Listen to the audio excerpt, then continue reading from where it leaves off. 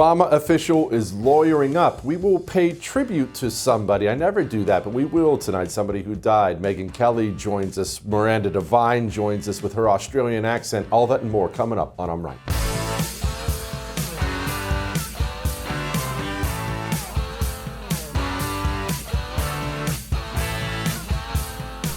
Okay, I'm going to do something that I really never do on this show.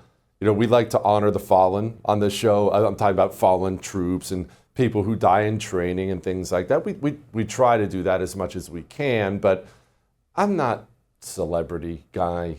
I don't do pop culture really. It's not because I don't take any stock in it. It's not an interest for me. And so when celebrities die, it's not something we generally talk about here. Not that it doesn't matter, pray for their families. It's just not going to be a regular subject of conversation here on I'm Right. That's just kind of how we've chosen to run things here on the show. But I'm sure you heard already by now that Hulk Hogan, wrestling legend Hulk Hogan, died at the age of 71. Cardiac arrest at his home in Florida. And before I play you something, I just want to say something.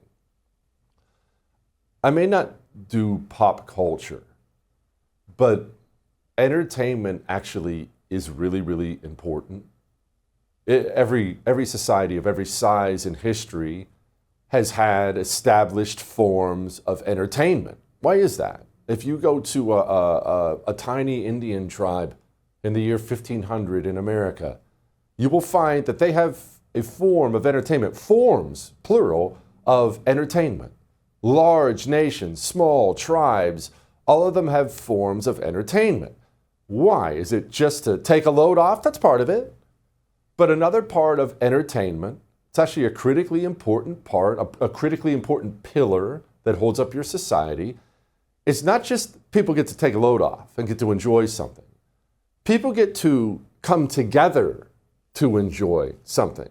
It's part of the social fabric. Entertainment, when it's done right, it holds things together, and we're gonna cringe. You're gonna cringe and wince a little bit when I say this now because of the ones we have, but it's true. The top entertainers of any kind in your society, sports stars, actors, whoever they may be, wrestling stars, the values they push and promote, they actually are really important. I grew up, I'll be honest with you, I know it's going to sound ridiculous. Part of what formed my worldview on many things, America, morality, bravery, things like that, was watching John Wayne movies with my dad. It just was. No, I'm the good guy. The good guy does what's right. The good guy fights the bad guy. If the good guy has to die fighting the bad guy to protect the women, that's what he will do. Sounds ridiculous, but it's true. We as a society, we get things, we get guidance, right or wrong, from our entertainers, from our top entertainers. And every society in history has understood that. Now, on to Hulk Hogan and really the 1980s in general. You know that I am not a back in my day guy where I pretend that everything used to be wonderful and now everything is terrible. I know that's a very common thing as people get older. I don't do that. I don't believe that. There were terrible things back then. There are wonderful things today. I don't do that. So I'm not doing that here. But the 1980s, I was born in 1981. So I was a child, obviously, who lived all throughout the 1980s. I can't properly describe to people today who are too young to remember how wonderful it was, the mood of the country.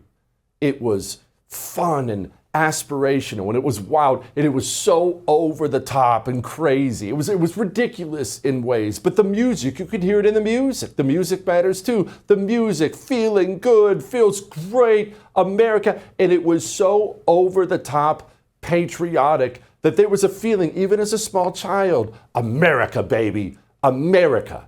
And I know he was a professional wrestler, and wrestling's fake and all that other stuff. I don't know that there is somebody who exemplifies everything I just said the way Hulk Hogan did back in the day. Even when you didn't watch wrestling, everyone knew him. Everyone knew all about him. Rest in peace, Hulkster. It was a wonderful time to be around. And maybe, just maybe, we can get back to those times. So let's, honestly, not to change the subject too fast here, but let's talk about how we lost that. Because we did. It's different now. You don't see as much of that now.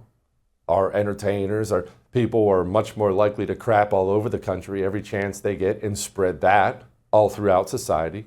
We suffer from that. And a huge part of that, a huge part of why we are where we are right now, is Barack Obama and his communist henchmen that he brought into the government. Leadership matters. Entertainment leadership, political leadership, it does matter a lot. These people hate us, have hated us, and they wrecked us. Now we're finding out Justice Department has announced the formation of a strike force. It's kind of a cool name. What's the strike force going to do?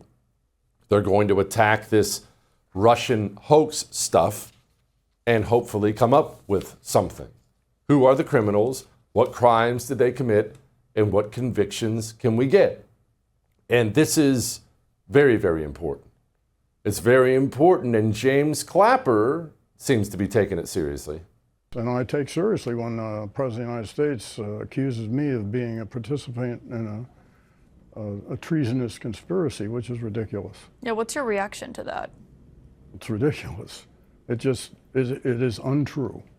So what will you do if they come after you? What is your plan? Well, I'll lawyer up, I suppose. Already have. You've already hired attorneys in anticipation that this Trump Justice Department could try to prosecute you. We've had sort of perpetual attorneys since I left the government in 2017. Yeah, he's a criminal. We've had a country occupied, led by criminals inside of the federal government. They got inside the federal government and they committed criminal acts. And now is our chance. I cannot stress this point enough. This is our chance to possibly turn this country around. I believe that we are at an inflection point in this country with this Russia hoax thing right here. And it's for this reason. If you can take over the CIA, DNI, FBI, and you can use that to smash Republicans and protect Democrats, and you can do that without consequence. You know, if the James Clappers of the world don't burn for this, then you know we're going to get another Democrat president at some point. I pray to God it's not soon, but you're not naive. At some point, we're going to get another one. When we get another one, they're also going to fill up the government with communists.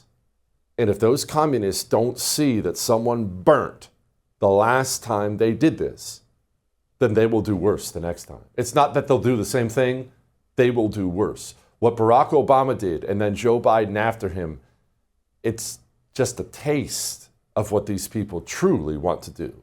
Remember, these people share the exact same worldview of Joseph Stalin. You can believe that or not, but it's true. They share the exact same worldview, and they would do all the exact same things. What they'd really like is just to send the FBI to your door for being a registered Republican, throw handcuffs on you, and chuck you in a cage, or worse. That's really what they'd like. They have limits on what they can do in this country, but that's really what they truly want to do. This is a very, very, very big deal. Also, I don't know if it's a very big deal, but the fact that Hillary Clinton was probably on tranquilizers was hilarious. There were high-level DNC emails that detailed evidence of Hillary's, quote, psycho-emotional problems, uncontrolled fits of anger, aggression, and cheerfulness, and that then Secretary Clinton was allegedly on a daily regimen of heavy tranquilizers.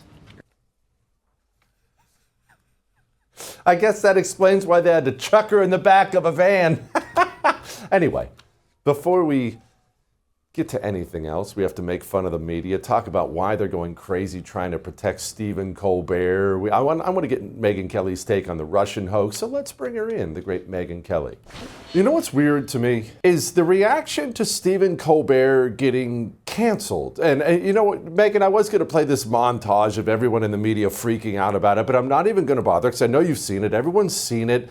It's a late night show. Can you explain why they're mourning the guy as if he's dying from cancer? What did I miss here? I know. It is the most absurd overreaction. It's television. You'll survive. You'll be fine. But it really does just prove the real reason he was there, which was not to entertain or to amuse, but to try to take down Trump. Just be a Republican antagonist. That's what he became. That's what his relevance was. And in the end, they're fearful that that's why he's getting fired. That's actually not exactly why he's getting fired. That's why he failed, because he wasn't adhering to the core mission. No one wanted to watch his attempt to be Adam Schiff every night in the late night slot, and it didn't work out as a commercial matter. And so now their hero, their chief antagonist of the left, is getting a smaller platform, like, I guess, a podcast or something else. And that's just not okay with them. They're used to dominating cultural institutions and seeing everyone roll over with it. Megyn, you are obviously a seasoned veteran of this industry. You've been at all the major players. You know all the behind the scenes stuff. So can you help me understand how that can happen? And when I say that, how can you allow your late night comedy show, everyone remembers Leno and Letterman and Carson before him, how can you let that comedy show turn into just a partisan show if for no other reason that's bad business, right? Half the country hates your guts, that's bad business. Even Michael Jordan said Republicans buy shoes too. What happened? It was too ideologically important to them to try to kill Trump. Rhetorically. When he won in 2016, no one thought he could do it. They were still so shell-shocked. They thought, oh my God, this must be a racist, misogynistic, xenophobic country. We're not who we thought we were. And so that's when truly, like, the TDSers, the chief TDSers, and Stephen Colbert's right up at the top of the list, started really turning and leaning hard into more politics as their shows. And I mean, I've been on Colbert. I've been on all these late night shows, literally every single one of them. And even in the initial couple of years of Trump, Colbert was doing more politics, but he wasn't full politics. He would still start the show every night with a celebrity, like an A-list celebrity or two, and then he'd throw in like a news person like me or a politics person maybe last. But the morph happened over the Trump presidency and then thereafter, once Trump ran to get the presidency again, where he just devoted himself entirely to trying to defeat him. And the network brass was completely on the same page. They're as left as he is, Jesse. They're not further to the right judging him. They're like, go, Stephen, go. But even understanding that, obviously this is a big boy network, CBS. You're going to have shareholders. You're going to have... Even if you're the most left-wing, filthy Maoist commie in the world and you're CEO of CBS, the bottom line still determines your bonus, right? Yes, but they didn't care. I mean, it was, for a while there, they could just fool themselves that it was, just temporary and it was important. And then by the time it had settled into like the new reality, they were all doing it. Even Jimmy Fallon got way more political after Trump became president than he ever had been before. And Kimmel, 100%, Kimmel used to just be fun and funny. That's how he and Adam Carolla got to be great friends. And then he turned her, like they were all doing it. It was like they were on Seth Meyers too, a late night mission, John Oliver, to bring Trump down. So by that point, were they really going to have the only guy who'd been the worst of all of them suddenly just go back to telling jokes? It was too late. They'd already alienated half the country. It's the same thing with CNN when it decided a couple years ago to try to be fair and balanced again. Yeah, look how that worked out. It's too late. You already kissed half your audience goodbye. They're not coming back. Wow. It's wild how suicidal these people are. Okay, let's change the subject because I'm dying to get your honest take on the Russia hoax stuff. I say honest, not that's difficult for you, but I don't want to blow smoke. I haven't been blowing smoke. I believe Barack Obama should go to prison for the rest of his life for this. I'm also not naive, and I don't think that's going to happen, but can somebody big burn for this, Megyn? Because somebody really needs to burn for this, whoever that may be. Is that possible, or is that just ridiculous wishful thinking? No, I've been loving your clips on this, by the way. It's like makes me feel better when I watch the Jesse Kelly clips on this story. I don't know. I wouldn't bet on it. There is a huge scandal here. It is a very real scandal, and it's actually truly shocking. Whether they're going to be able to get somebody convicted criminally is a different question. Not everything that's horrible is a crime or within the statute of limitations.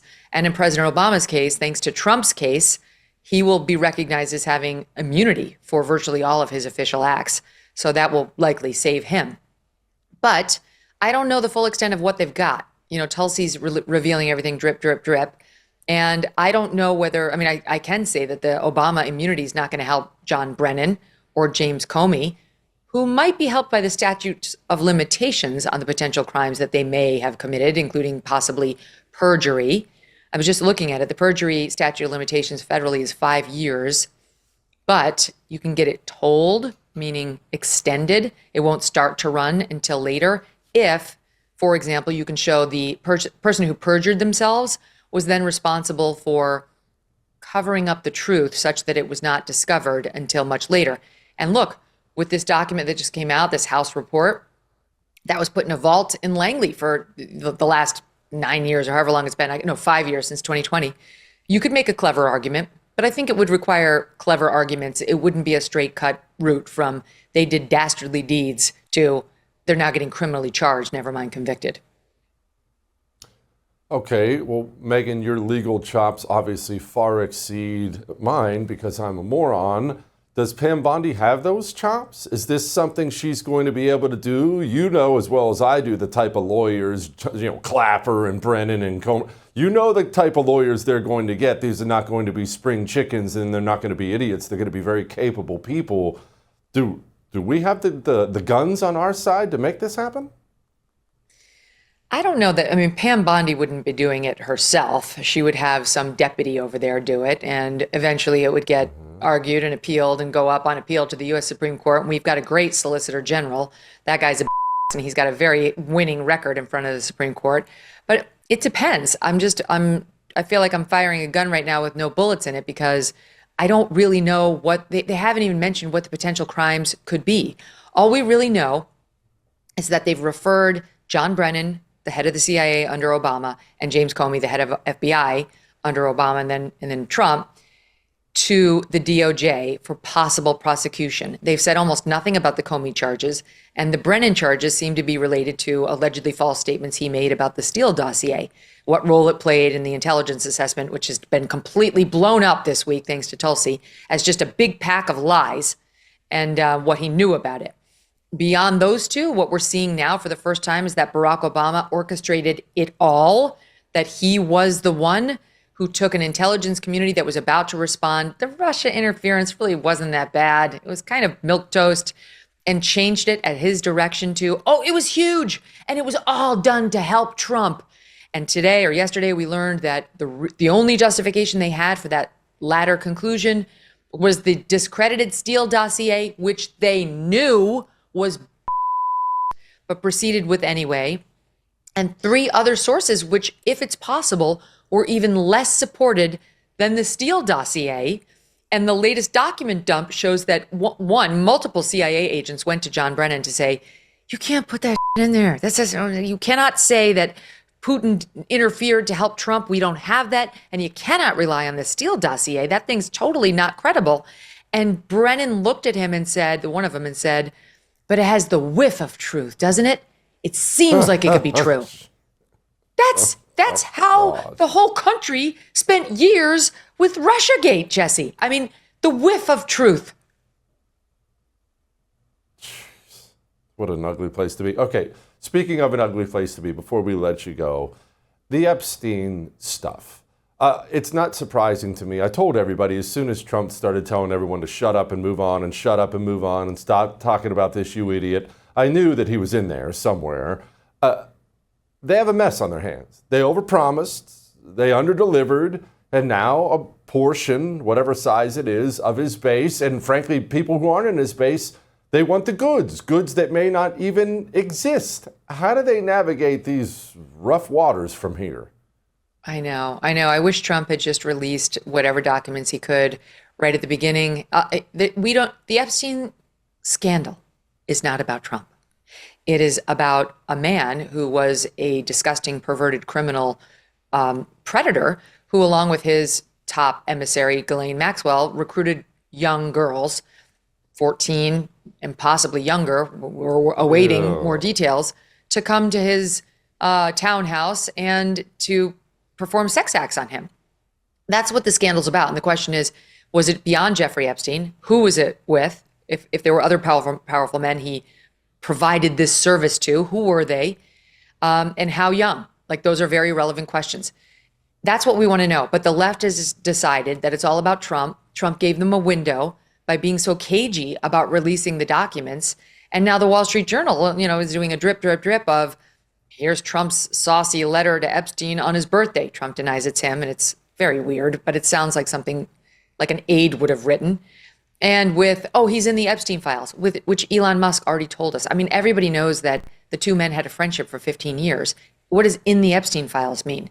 Is he in there as having had a sexual interlude with an underage girl? You don't think Joe Biden's DOJ would have released that? Joe Biden's FBI or Jim Comey at some point? There's no way he's in there in any meaningful way. I just don't believe it. But I can't say the same about rich donors, connected friends of his, and possibly of those on the left. That I'd really like to see, and I don't think we will. The great Megyn Kelly, everybody, go catch her show. Subscribe to her YouTube. It's awesome, by the way. Megyn, I love you. You're the best. All right. Miranda Devine is going to join us next. We're going to comb through what she knows about this. She's such a great reporter. She has great sources. Let's figure out the who's who and the what's what. Let's all get smarter. Before we do that, let me tell you the smartest thing you can do right now is to pick up your cell phone and decide you're going to stop supporting Verizon. You're going to stop supporting AT&T. You're going to stop supporting T-Mobile.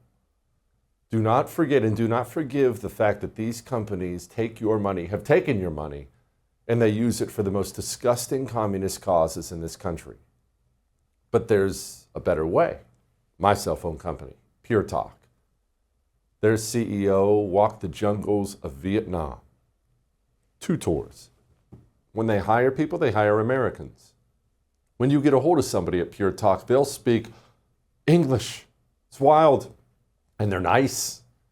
It's a pleasure doing business with them, and I pay way less. You want a new phone? You want to keep your phone? Go to puretalk.com/JesseTV. We'll be back.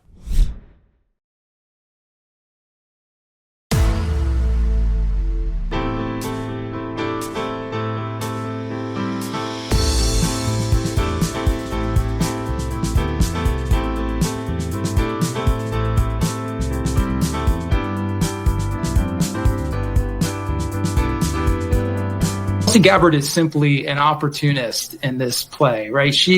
Her star is falling. Her analysis was thrown out the window on Iran. She embarrassed herself with that somewhat bizarre video about nuclear weapons in Japan.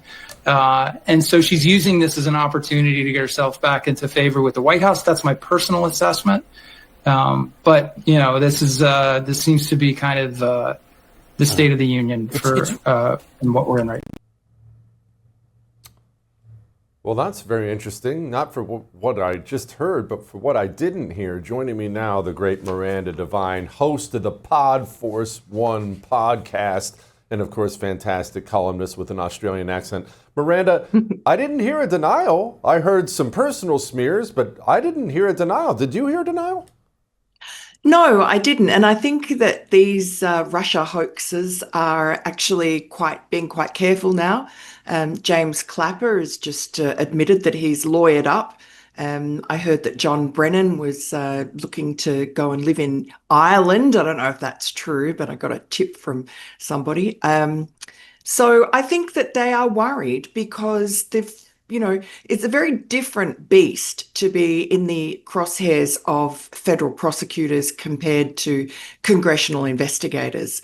I think a lot of conservatives are pretty cynical now. They think that nothing will ever happen to these people. It's been a long time. I mean, they started this hoaxing in 2016, maybe even before. And I guess, people have given up. It's almost a decade. But I think that there's enough evidence now, and Tulsi Gabbard has been incredible. The way they used AI to scour the archives and put together this quite damning dossier of information, or actually several of them now. We've got the CIA. John Ratcliffe has done a great job. He kicked it off. And now Tulsi Gabbard has come in with a couple more tranches. So it's all what we knew happened, but we really couldn't prove it, at least not enough in a court of law. But it looks like she's piecing together a pretty good case for the prosecution. Miranda, can you dive for a couple minutes into the role of DNI? Brennan is understood, CIA director. Comey's understood, FBI director. But just the very role of DNI itself has a lot of people confused. What do they actually do? Because Clapper, from my sources, tell me if someone's going to burn, it could easily be Clapper for all this. What is the DNI? What they do to Trump? So the DNI is the Director of National Intelligence, and it's kind of a nothing job and an everything job. It's supposed to be coordinating all the now 18 intelligence agencies. Back then, when the Russia hoax was launched, there were 17, and it's basically to make sure that there aren't any sort of gaps where information gets lost between the agencies, like happened before 9/11. So it's more of a coordinating role. You can do nothing, or you can use that immense power because you sit on top of all those agencies. Effectively, the CIA, the FBI, the rest of them, DSA, they all have to at least answer to you somewhat. So she has the ability to ask for information, to go, demand information from all these agency heads and dig into their archives and call on their expertise. And that's what she does. She's also doing a few other things. She's, I think, taking a little bit of the power away from the CIA, certainly when it comes to the presidential daily brief. It's a job that she's changing the job description on the go as she sees fit. And she's been given a lot of authority by the president to do that. She's definitely in his trust circle. And I think she gets on very well, certainly with John Ratcliffe anyway, because they've been working hand in glove. Ratcliffe's not on Fox News every other minute, so we don't talk about him enough, but he's been doing a pretty daggone good job with the CIA, hasn't he? Yes, and you really wouldn't expect him to talk much as, the head of the CIA.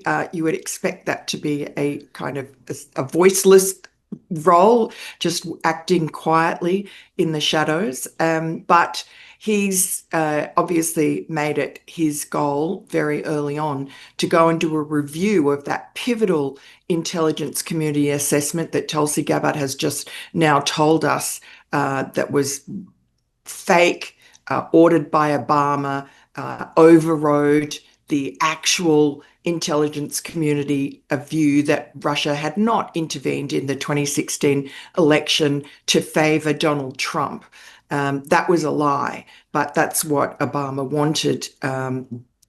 Clapper and Comey and particularly Brennan, who drove this fake intelligence assessment, to do. And so what John Ratcliffe showed us a couple of weeks ago was he had the professionals, the career professionals, without fear or favor, to go through their archives, their assets, intelligence assets, and dig into how that pivotal ICA from January 2017 that said that Russia was intervening in the election on Trump's behalf, and that also included in it the totally bogus Steele dossier, to find out how that happened. And what John Ratcliffe's career professionals found was that John Brennan drove it, that he handpicked the analysts. And when a few of those analysts actually pushed back on him and said, look, this Steele dossier, we cannot include it because it's such a joke. It's so ridiculous. It's totally made up. It's not verified. It's farcical on its face. If we include it, that will discredit the entire assessment. He insisted, John Brennan, that it be included. And so previously we were told that it was just included as an annex. But no, it was included in the actual body of the report. So it really coloured and discredited that report. And there were several other very suspect things about that assessment, including the fact it was rushed through. Why was it rushed through? Why did Barack Obama insist that it be finished before the transition, before Donald Trump came into office on January 20th, 2017? Well, because they wanted to have an assessment that said what they wanted it to say, not the truth, that they immediately leaked before it was even finished to, their pet media mouthpieces in Washington Post, NBC, New York Times, etc. And that set the stage for Donald Trump to enter office as a marked man, as somebody seen as illegitimate, as having been voted into office only because Vladimir Putin tilted the scales in his favor. That really sabotaged his presidency. And as Tulsi Gabbard called it yesterday, it was a years-long coup by Barack Obama against his successor. Gosh, what an ugly, freaking tangled web we weave. All right, Miranda, I cannot let you go before asking about New York, a city I dearly love. I believe it's a city you call home. And to say I'm a little bit afraid of the upcoming election will be to put it quite mildly. Is this young commie freak going to win? Well, I mean, all the smart money is on his winning because, look, every single New York mayoral election since I've been here has been won by the narrowest of margins, like of turnouts of, 10, 15%. So New Yorkers are just, I don't know, apathetic. I don't know why. We watch the city fall down around us from the time of de Blasio after the great reigns of Giuliani and Bloomberg. I think everyone just rested on their laurels and thought that this was, the safest big city and everything would run itself. But de Blasio showed us in his 2 terms what a disaster he could be. And then Eric Adams has been an improvement, but that's from a very low base. He's no Giuliani. But anyway, look, he's a hell of a lot better than Mamdani would be, but he's very unpopular. I think that what I think was a stitched up lawfare against him by the Biden administration has really damaged him, plus the fact he hasn't achieved all that much, plus the fact that New York's a sanctuary city and these illegal aliens just infest the place and are sucking the taxpayer dry, still ensconced in these 4-star hotels around Midtown. He seems powerless to do much about it. So that's a problem. And then you have Mamdani, disaster, but you also have Cuomo, who's splitting the independent vote with Adams. And then you have Curtis Sliwa, who's run before for the Republicans, doesn't really seem to be mounting. Look, the polls, to be fair, I don't want to be unfair to him. The polls show him climbing and he is working hard. I'm just not sure if he is in a bit of a stale offering. But I'm going to give him the benefit of the doubt. But still, with the 3 of them as the non-Mamdani vote, splitting what little vote there is that bothers turning out, it just looks like Mamdani Mamdani, I can never pronounce his name properly, it will just swoop in and be the accidental mayor yet again like de Blasio. Oh, God have mercy. Miranda, thank you. I appreciate it. All right. Joe Allen's going to join us and talk about all the AI stuff that is growing and growing and growing. Apparently, he wrote a prophetic book about the whole thing. Before we talk to Joe, I want to talk to you about feeling good every day. That's what chalk will do for you. It's what it's done for me. I don't think I've ever taken anything for 3+ years. I take a male vitality stack from chalk every day, over 3 years now. You know how incredible it must be to get me to do something like that? I travel with it now. Natural herbal supplements are a path forward for us. For those of us a bit jaded when it comes to things like the medical community, for those of us aware of the free-falling testosterone in this country, CHOC is our solution. The anti-communists at CHOC, whether you're a man, woman, young, old, they have something that will have you feeling better every single day. And they have a 17.76, how about that? 17.76% discount on subscriptions for the life of them. CHOC.com/JesseTV. We'll be back.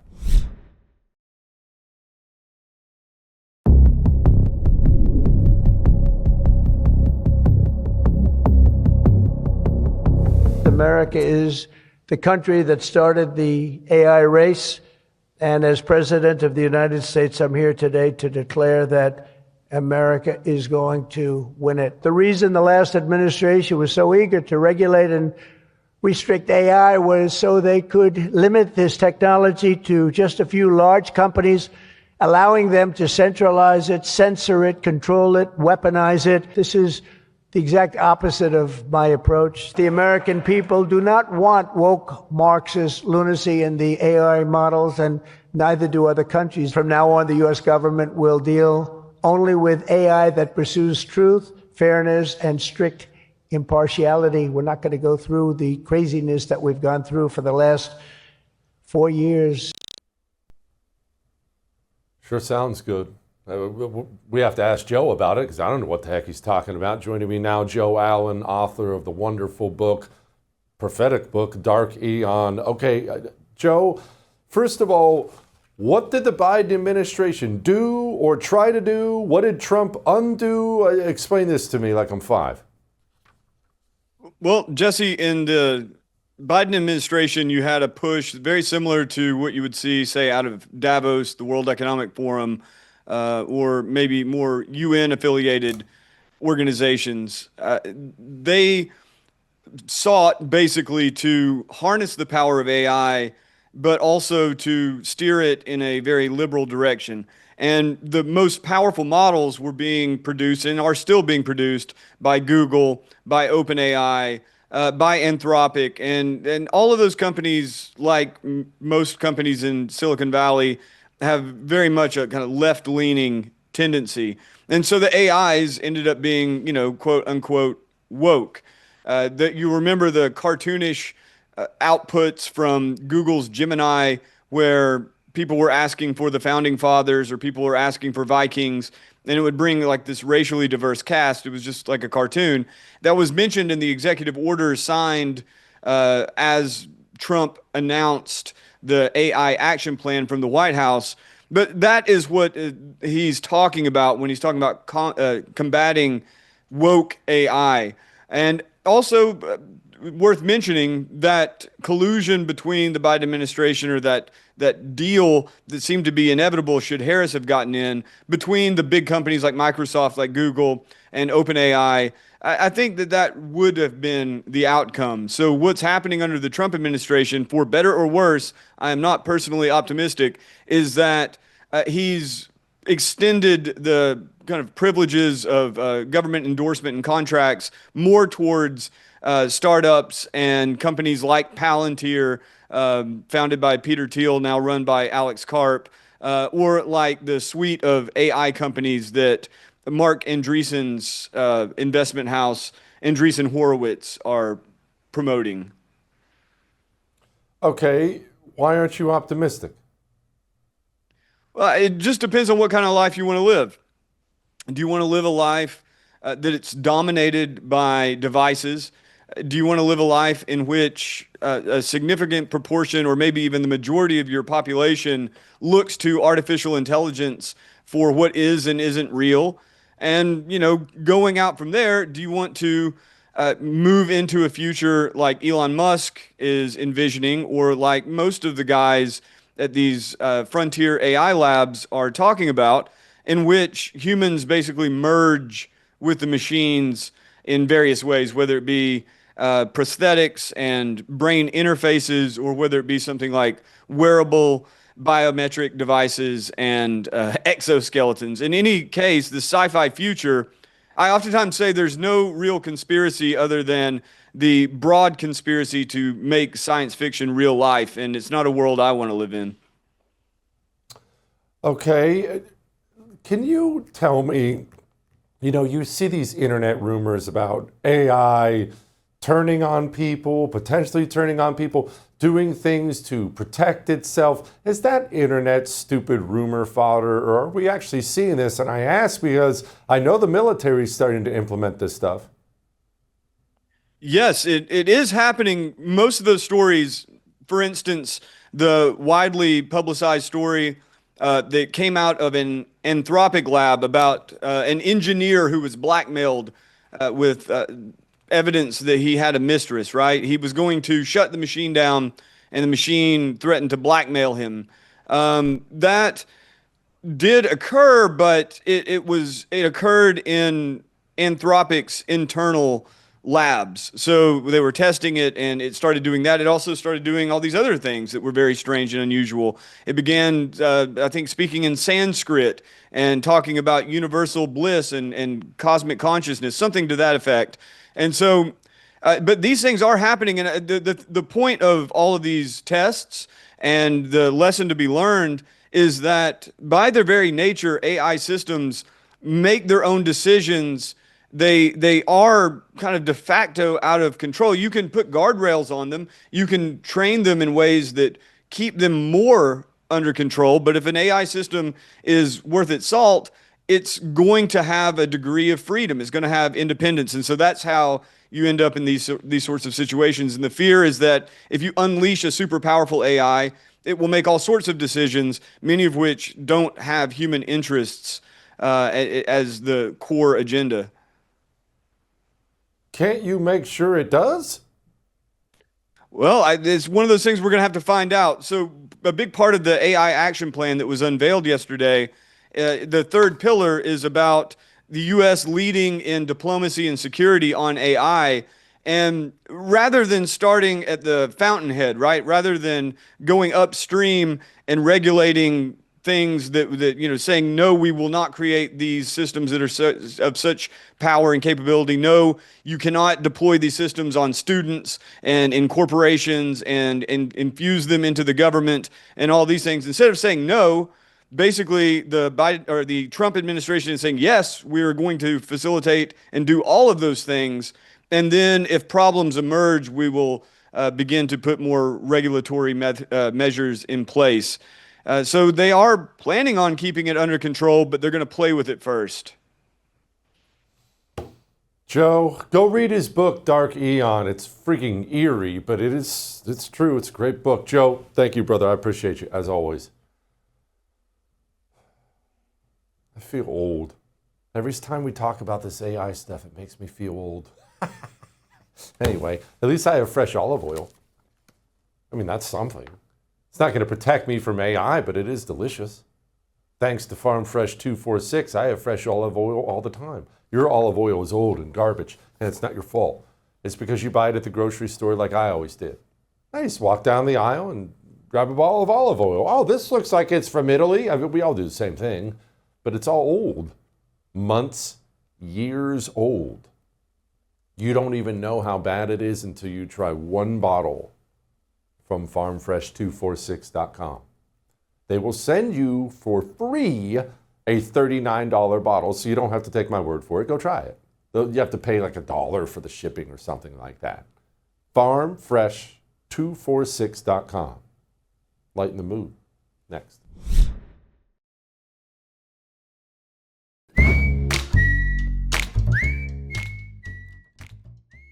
All right, let's lighten the mood. And now that we just went over dark, scary AI, I thought we should do a little throwback video. This is from the year 1994. Listen to how people were talking about technology. What is internet anyway? Internet is that massive computer network, the one that's becoming really big now. What do you mean? That's big. How does one? What do you write to it like mail? No, a lot of people use it and communicate. I guess they can communicate with NBC writers and producers. Allison, can you explain what internet is? No, she can't say anything in 10 seconds or less. Oh, Allison will be in the studio shortly. What does it mean? It's a giant computer network made up of started from. Oh, I thought you were going to tell us what this was. It's like a computer billboard. It's not in it. It's a computer billboard, but it's nationwide, and it's several universities and everything all joined together. Right. And others can access it. Right. And it's getting bigger and bigger all the time. It came in really handy during the quake. A lot of people, that's how they were communicating out to tell family and loved ones they were okay because all the phone lines were down. I was telling Katie, and I've been talking. But you don't need that. You don't need a phone line to operate internet. No. Sounds like me talking about AI. Anyway, I'll see you tomorrow. I would thank you for coming to my YouTube channel, but I know how brilliant it is, and I know you love it here. So subscribe and watch. We're going to start really ramping things up and putting some funny stuff, some interesting stuff out there, some collaborations. Either way, my YouTube channel is officially the place to be. So stick around.